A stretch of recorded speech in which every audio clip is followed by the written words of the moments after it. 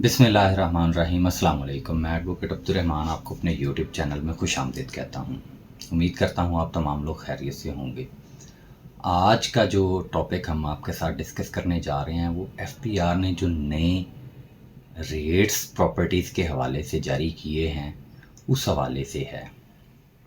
ये पिछले दिनों एक सर्कुलर जारी किया था एफपीआर ने कि 1 नवंबर से जो है वो प्रॉपर्टीज़ के रेट जो हैं एफपीआर वैल्यूएशन के रेट्स जो हैं वो बढ़ा दिए जाएंगे। तो आज 1 नवंबर है, तो हमने देखा कि जो नई लिस्टें जारी कर रही है एफपीआर प्रॉपर्टी वैल्यूएशन के एतबार से। बेसिकली होता ये है कि जब भी आप कोई प्रॉपर्टी सेल परचेज़ करते हैं तो परचेज़र जो होता है उसने भी टैक्स पे करने होते हैं और जो सेलर होता है उसने भी टैक्स पे करने होते हैं।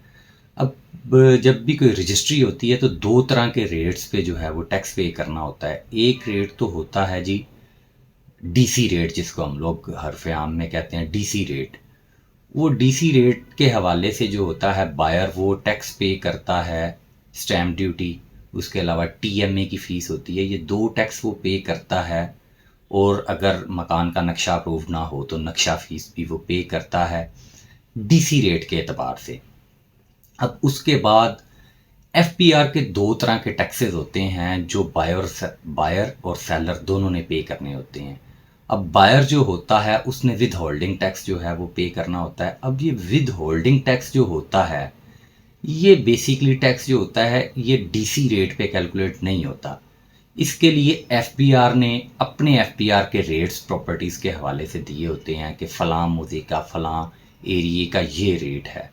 तो आप यूँ समझ लें कि वो जो रेट है वो अगर पहले 100 रुपये था तो अब गवर्नमेंट ने उसको मार्केट वैल्यू के 80% पे लिया। ये यानी अगर पहले रेट इस तरीके से इसको आप समझ लें कि पहले अगर आप कोई प्रॉपर्टी ख़रीदते थे तो आपने 2 करोड़ की प्रॉपर्टी ख़रीदी, लेकिन उसका डीसी रेट जो था वो 30 लाख रुपए था और उसका एफबीआर जो रेट था वो 40 लाख रुपए था। अब आपने 40 लाख रुपए पे विद होल्डिंग टैक्स पे किया, लेकिन अब गवर्नमेंट ने ये किया है, एफपीआर ने ये किया है कि अब मार्केट वैल्यू के 80% तक उन्होंने उसकी वैल्यूएशन को इम्प्रूव कर दिया। यानी अगर मार्केट में किसी प्रॉपर्टी की वैल्यू 2 करोड़ पे है तो आप 1 करोड़ 60 लाख 70 लाख रुपए के एतबार से जो एफपीआर ने नई वैल्यूएशन जारी की है उस एतबार से आप उस पर 3%, 6% या 10%, जिस भी आप कैटेगरी में फाल करते हैं, filer, non filer, late filer वाली, तो आप उस रेट पे 1 करोड़ 60 लाख 70 लाख जो 80% मार्केट वैल्यू बनती है वो नए रेट एफपीआर ने जारी कर दिए हैं। यानी वो 2 करोड़ की प्रॉपर्टी थी तो 80% तक उसकी वैल्यूएशन को अपग्रेड किया गया। अब 1 करोड़ 60 लाख 70 लाख रुपए की जो रकम होगी उस पे आप 3% या 6% या 10% कैलकुलेट किया करेंगे। यानी ये टैक्स जो पहले आप 40 लाख पे देते थे, एफबीआर ने 80% जो है वो मार्केट वैल्यू के एतबार से वैल्यूएशन कर दी, नई लिस्टें जारी कर दी। आज से 1 नवंबर से उन्होंने ये एफबीआर का लागू कर दिया। तो अब जो बायर होगा वो विद होल्डिंग टैक्स जो है वो उस नए रेट के एतबार से देगा। यानी वो नया रेट, जैसे मैंने आपको पहले बताया 1 करोड़ 60 लाख बनता है, 1 करोड़ 60 लाख का वो 3% टैक्स पे करेगा। इसी तरीके से जो सेलर होता है वो गेन टैक्स पे करता है। वो गेन टैक्स जो होता है वो गेन टैक्स भी एफबीआर रेट्स पे होता है, ना कि डीसी रेट्स पे।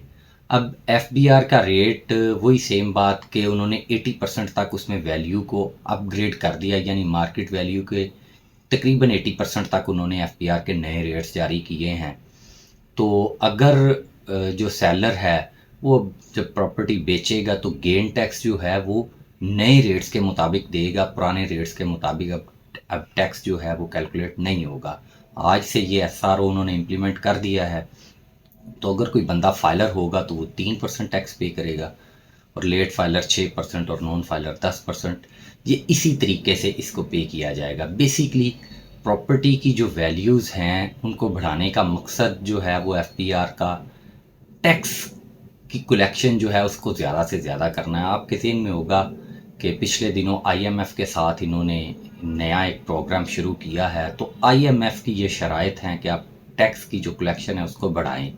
तो उस हवाले से आईएमएफ के कहने पर इस प्रॉपर्टी के जो एफबीआर के जो रेट्स थे टैक्स के हवाले से, उनको अपग्रेड किया गया, उनकी वैल्यूएशन दोबारा की गई है, नई लिस्टें जारी की गई हैं, 80% तक उनके रेट्स इंक्रीज़ किए हैं और ये तकरीबन पाकिस्तान के 54 शहरों के जो रेट्स हैं वो अपग्रेड कर दिए गए हैं। उम्मीद है आपके इस हवाले से जो कंसर्न थे आपको उनके जवाबात मिल गए होंगे। इजाज़त चाहता हूँ। अल्लाह हाफ़िज़।